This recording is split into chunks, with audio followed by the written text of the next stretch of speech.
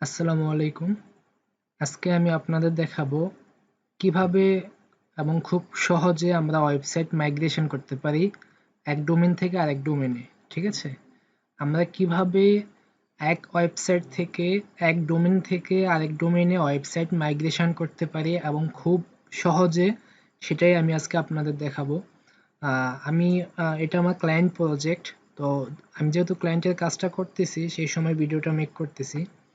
প্রথমেই আমাদের দুটো ওয়েবসাইটের ড্যাশবোর্ডে দুটো প্লাগইন অ্যাক্টিভ করে নিতে হবে। ঠিক আছে? তো আপনারা প্লাগইন থেকে অ্যাড নিউতে ক্লিক করে দিবেন। আর এখানে এসে লিখবেন WPvivid। ওকে, প্লাগইনটার নাম হচ্ছে WPvivid। আপনারা হচ্ছে প্লাগইন থেকে অ্যাড নিউ এখানে এসে WPvivid লিখে সার্চ করলে এই প্লাগইনটা পেয়ে যাবেন। এখান থেকে এটা ইনস্টল করে দিবেন। ঠিক আছে?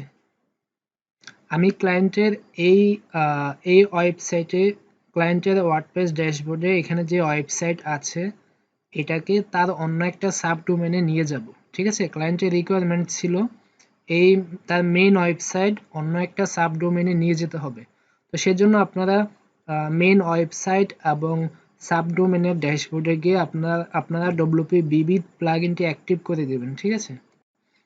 তো এখানে এটা অ্যাক্টিভ হতে থাক। আর আমি এখান থেকে, এটা হচ্ছে তার সাবডোমেইন। তো আমরা এখানে হচ্ছে প্লাগইন থেকে অ্যাড নিউ এখানে এসে WPvivid প্লাগইনটি অ্যাক্টিভ করে নিব। ঠিক আছে?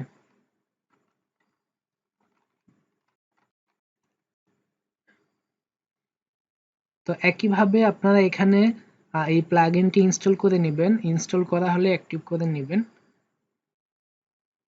এখানে একটু সময় দিবেন ইনস্টল হওয়ার জন্য। আপনাদের নেট স্পিড ভালো হলে এটা কুইক ইনস্টল হয়ে যাবে। ঠিক আছে?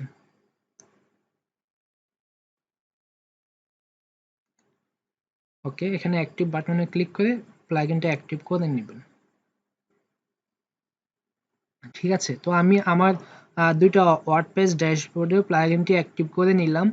এখন আপনি যেই ওয়েবসাইটে আমার ক্লায়েন্টের রিকোয়ারমেন্ট হচ্ছে এটা তার মেইন ওয়েবসাইট, এইখান থেকে এই ওয়েবসাইটের মধ্যে যে পেজ, মানে যে ওয়েবসাইট আছে এটাকে তার সাবডোমেইনে নিয়ে যেতে হবে। তার মানে আপনি যেখানে নিয়ে যাবেন ওইখানে এসে আপনি কিতে ক্লিক করবেন।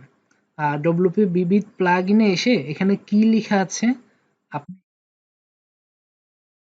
এখানে একটা কি জেনারেট করে নেবেন। ওকে, আপনি যদি জেনারেট বাটনে ক্লিক করেন এখানে একটা কি জেনারেট হয়ে যাবে। আপনি এটা কপি করে আমরা যেখান থেকে সাইট এই জায়গায় আনবো আমরা ওখানে চলে যাব। ঠিক আছে? এখানে এসে আমরা অটো মাইগ্রেশন এখানে ক্লিক করে দিব।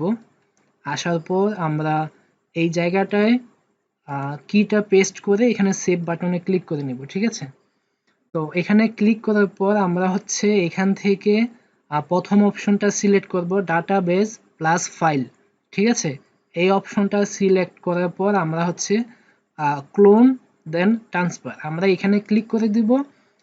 কিছুক্ষণের মধ্যেই এই ওয়েবসাইটটা আমাদের সাবডোমেনে ট্রান্সফার হয়ে যাবে। ঠিক আছে? এই যে এখানে লেখা দেখাচ্ছে এই ওয়েবসাইটটা ক্লায়েন্টের সাবডোমেনে ট্রান্সফার হয়ে যাবে হুবহু সেম।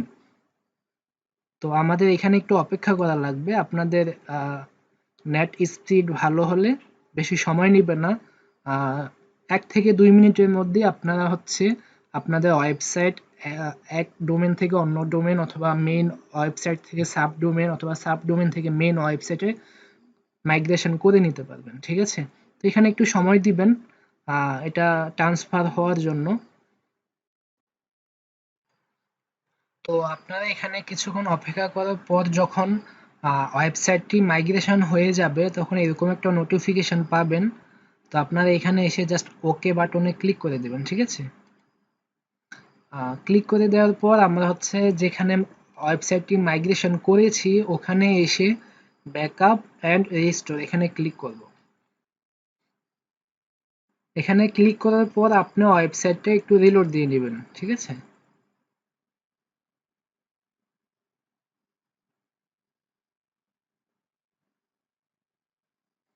তো আপনার ওয়েবসাইটটি রিলোড দেওয়ার পর আপনি দেখতে পারবেন যে যখন ব্যাকআপ অ্যান্ড রিস্টোর এই অপশনে আসার পর আপনি দেখতে পারবেন আপনার এখানে একটা ব্যাকআপ জেনারেট হয়ে গেছে, তার মানে আমাদের ওয়েবসাইটটা ইতিমধ্যে মাইগ্রেশন হয়ে গেছে। আমরা এখান থেকে জাস্ট রিস্টোর বাটনে ক্লিক করে দিলেই ওই ওয়েবসাইটটি আমাদের সাবডোমেইনে চলে আসবে। ঠিক আছে, তো আমি এখান থেকে রিস্টোর বাটনে ক্লিক করে দিব।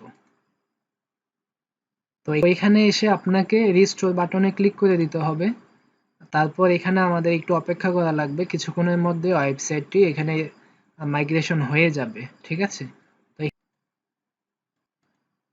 এখানে কিছুক্ষণ অপেক্ষা করার পর আপনারা সেম ভাবে এখানে একটু নোটিফিকেশন দেখতে পারবেন, তখন আপনারা এখানে এসে ওকে বাটনে ক্লিক করে দেবেন। ঠিক আছে, এখানে ওকে বাটনে ক্লিক করার পর আমরা হচ্ছে ওকে বাটনে ক্লিক করার পর আপনাকে এখানে লগ ইন করতে হবে।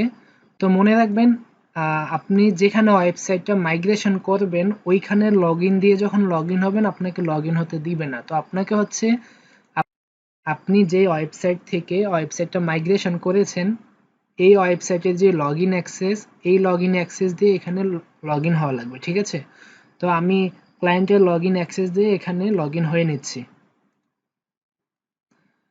ঠিক আছে, আমি ইতিমধ্যে ক্লায়েন্টের লগ ইন অ্যাক্সেস ইউজ করে লগ ইন হয়ে নিলাম। যেহেতু এটা ক্লায়েন্ট প্রজেক্ট তাই আমি লগ ইন হওয়ার অংশটি ভিডিওতে রাখতে পারিনি। তো আপনারা এখানে আসার পর আপনি এখান থেকে ওয়েবসাইটটি ভিজিট করে নেবেন, তাহলে আমরা দেখতে পারবো যে ক্লায়েন্টের এই ওয়েবসাইটে যেই ওয়েবসাইটটি ছিল তো সেম টু সেম এখানে মাইগ্রেশন হয়ে যাবে। ঠিক আছে, তো এটা ছিল ক্লায়েন্টের ওয়েবসাইট। আমরা এখানে দেখতে পাচ্ছি যে সেম টু সেম একটা ওয়েবসাইট এখানে মাইগ্রেশন হয়ে গেছে। তো এই হচ্ছে সবচেয়ে সহজ নিয়ম। আপনি যখন একটা ডোমেইন থেকে অন্য ডোমেইনে ওয়েবসাইট মাইগ্রেশন করবেন আপনাকে ম্যানুয়ালি ফাইল ডাউনলোড করে আবার নতুনভাবে ইম্পোর্ট করে মাইগ্রেশন করা লাগবে না। তো আমরা সহজভাবে WPvivid প্লাগইন ইউজ করে ওয়েবসাইট মাইগ্রেশন করতে পারি। তো আশা করি এই ভিডিওটি দেখার পর আপনারা সহজেই ক্লায়েন্টের যে কোনো ওয়েবসাইট তার এক ডোমেইন থেকে আরেক ডোমেইনে মাইগ্রেশন করতে পারবেন। ঠিক আছে, তো আজ এই পর্যন্তই। আল্লাহ হাফেজ।